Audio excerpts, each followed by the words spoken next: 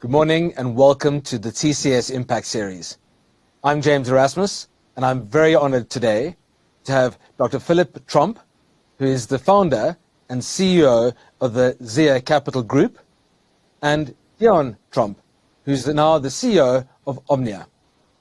Now, what a fantastic rebranding exercise and an opportunity for us to reposition what was Trustlink into this fascinating space of fintech. Thank you very, very much, both of you, for joining us today at TechCentral. We really look forward to hearing more about Omnea and where we're going with this new brand. Dr. Tromp, you're based in Switzerland at the moment. Please tell us a bit more about how this has come about and why you are rebranding and repositioning Trustlink. Yeah, thank you, James. This is quite a story, and it has quite a long history. And I would like to take you back to where it all began. In the 90s, we did a project at the Reserve Bank where I was IT director, and it was about the national payment system, and specifically the risk that was in the system at the time. Now, as you know, South Africa has for a long time had a very efficient and effective payment system, one of the best in the world. But unfortunately, at that point in time, the risk exposure of the South African system was not very clear, and the Reserve Bank was concerned that something needed to be done about it as the economy opened to the rest of the world. And I led a project team that looked at this situation and did an analysis of the issues of the day using an interesting collaborative approach at the time, where the central bank involved the commercial banks in this initiative. And it was a joint effort, a consensus building initiative that resulted in a national framework and strategy document that guided the evolution of the payment system for many years. And that's where SWIFT was born from. Yes, South Africa actually used SWIFT since about 40 years ago. And when we got to the modernization of the payment system, this project, SWIFT, of course, was part and parcel of that and built into the new real-time solution. So this blueprint that was developed by the industry resulted in a few very important initiatives. The first was the development of a National Payment System Act. Prior to that, there were a lot of regulations, and there was the Banks Act and the Reserve Bank Act, but there was no specific act to guide the payment system and how it was utilized in the economy.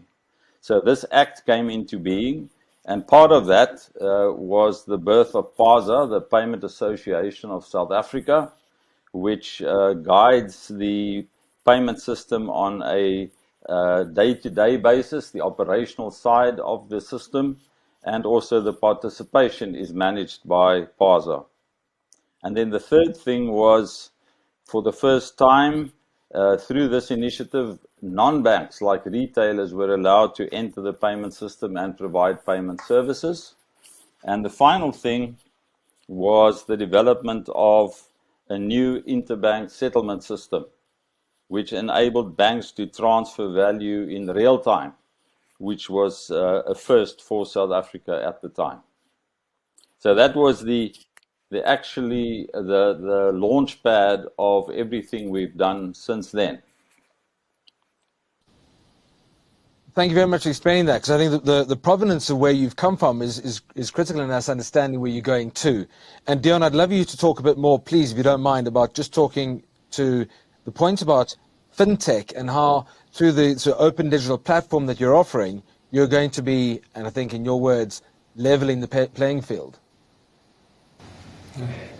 Thank you, James.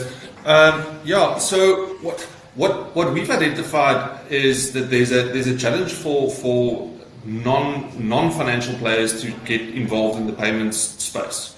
So what we've been developing over the last couple of years, and it leverages quite heavily off our history, is the ability to enable other parties to actually participate in the payment space. So if you think about the barriers for those guys, it's largely regulatory. So you've got barriers in terms of compliance requirements that guys need to meet, and usually non-financial services entities are not geared to meet those compliance requirements. Secondly, it's quite complex to try and integrate with the banking service and with the financial services providers in the country in general. So there's a lot of technology and security and things like that involved. And then also there's a pricing bias in the industry, whereby if you're a smaller guy, your pricing is based on your volumes and values of transactions. And because of that, you will never be able to compete from a transaction fee point of view with a large player. So we've identified the opportunity to act as an aggregator from a payment point of view, and then negotiate rates on behalf of our user base. So what we built was a platform that actually allows us to on-sell bank services as well as other fintech services, and thereby enabling businesses that have traditionally not been in the fintech space to actually have a fintech component to their product offering. I see how, having spearheaded the fintech movement originally and having been one of the first fintech businesses in Africa, this definitely feeds into the character and the values behind which you deliver what you do. And I love what you're saying, how you're creating what sounds like a software platform, which I assume can be on-prem or off-prem, which consumers, customers, clients can use, but so too can individuals make benefits of your services. Yes, so we've developed a couple of front-end products as well that runs off our platform. There's a consumer mobile wallet that offers a range of payment services in that mobile wallet that people can use to go do their grocery shopping. They can send money to family and friends. We try and do all the transactions instantaneously, so there's no delay in the process, and you kind of get certainty and trust in the process because you get access to your money immediately. And we've also built that's a platform called Chips.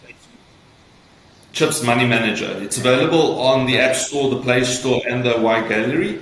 Then we've also developed a similar product for smaller businesses, and with that product, it works on the same plumbing, but you've got a whole range of payment acquiring capabilities, physical card, debit, credit, EFTs, cash deposits, all kinds of things. Everything settling instantly into your account and already reconciled, so you don't need to go and do a whole reconciliation process. And then the money is immediately available for you to do salary payments, wage payments, supplier payments, all that kind of stuff. So what we try and do is we try and position ourselves as bank independent.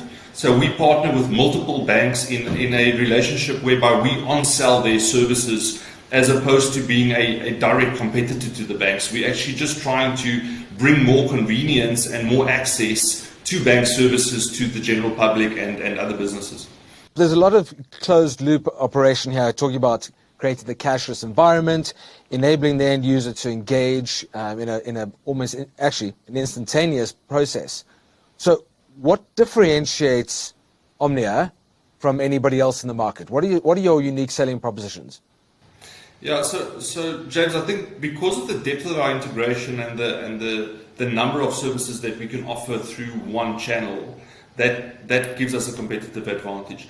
The other thing is also that we've developed a unique method that allows us to stay within compliance, but to offer a service where we can accept payments on behalf of third parties, and thereby making it available to them in real time. So we don't need to wait for the bank settlement and clearing process to make the money available. We can actually provide liquidity to the system and give people access to their money much, much quicker. So for example, it doesn't matter whether we settle in real time 24 hours a day and over weekends and public holidays. So we don't have the delays of the traditional banking system that is dependent on work days like a lot of other players might.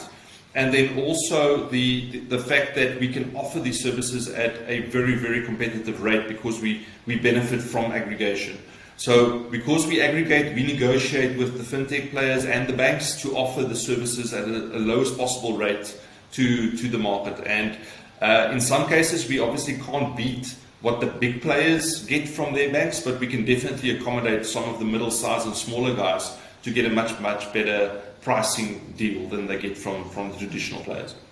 Thanks, Deon. And I think a lot of what you're saying also makes me feel as if a lot of your history brings a lot of the credibility and the intellectual knowledge and capital that you're bringing forward into Omnia, and that focus on niche. You know, the new animal that is going to be Omnia is going to bring about a lot of those perfections that you've honed over time. It's fascinating to hear. So thank you for explaining that. So Deon, this rebranding Omnia, O-M-N-E-A, Omnia, what does it actually mean? James, Omnia is derived from the word omni, which is multi or multiple, and it talks to the breadth of the products that we actually offer and the markets that we serve. So we've got customers, banks, corporates, small, medium enterprises, we've got consumer customers, so we basically cover all levels of the market, and then the range of products that we offer is substantial. So we've got card services, we've got e-commerce services, we've got card terminals in store, mobile wallets, anything that is happening in the payment space, we offer that service either as a reseller or we use it in our own products. We've got quite a few of the large corporates and asset managers and banks that make use of our back office automation capabilities, where we've integrated their back office systems into either their banks or their national payment system or whoever.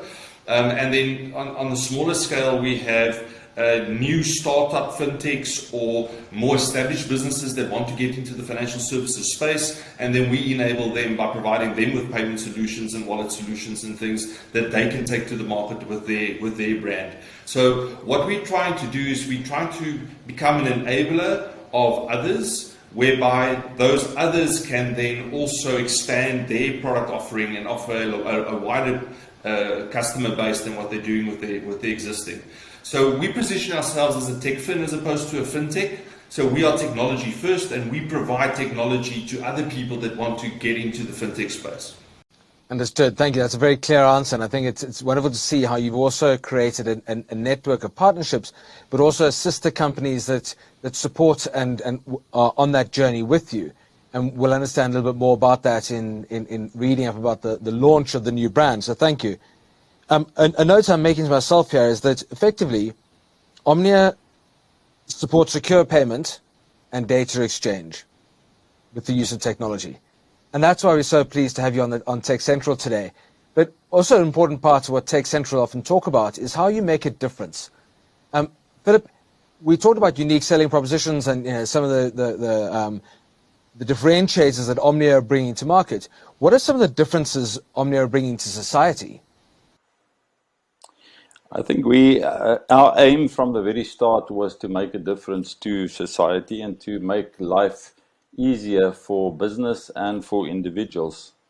Now, our history started with the central bank area, where we took a system that is mainly focused on big economies and sophisticated economies, and we made that available to smaller countries and developing markets. And I think in that regard, we enabled them to participate in the same risk, let's say reduced risk environment that is enjoyed by the central banks of the world in the first world economies.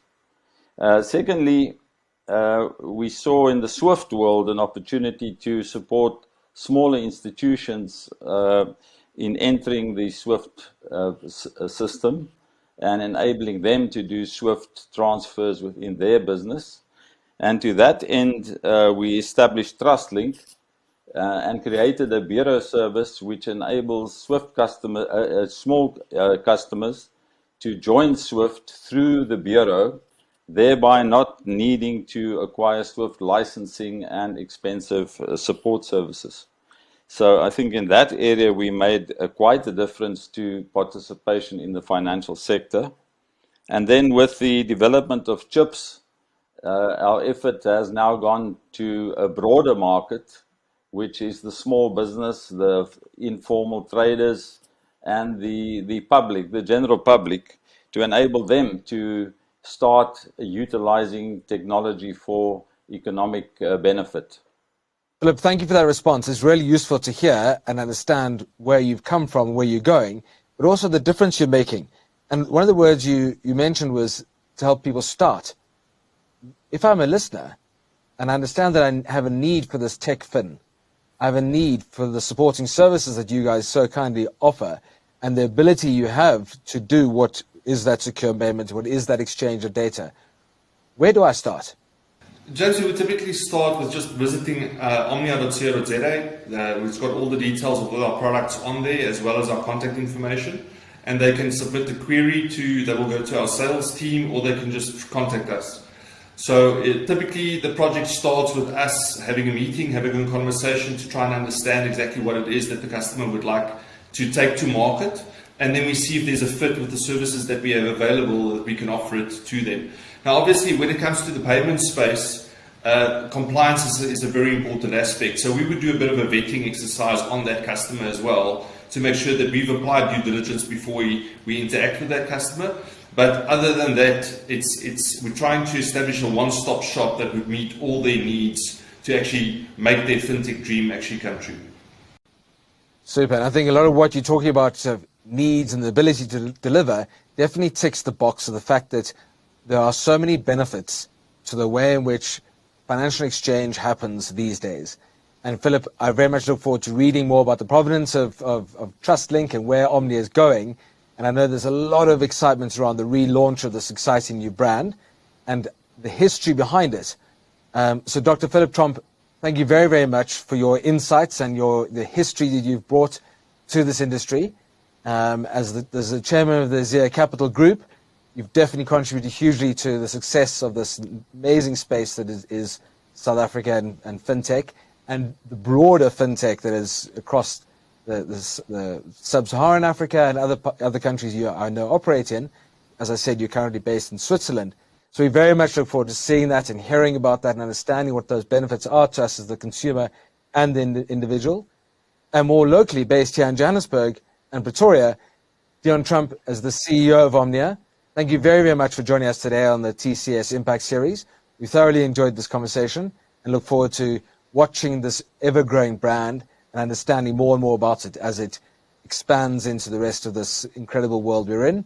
And thank you very much for joining me today, James Erasmus at TechCentral. We look forward to hosting you again soon. Thank you. Thank you very much. Thank you, James.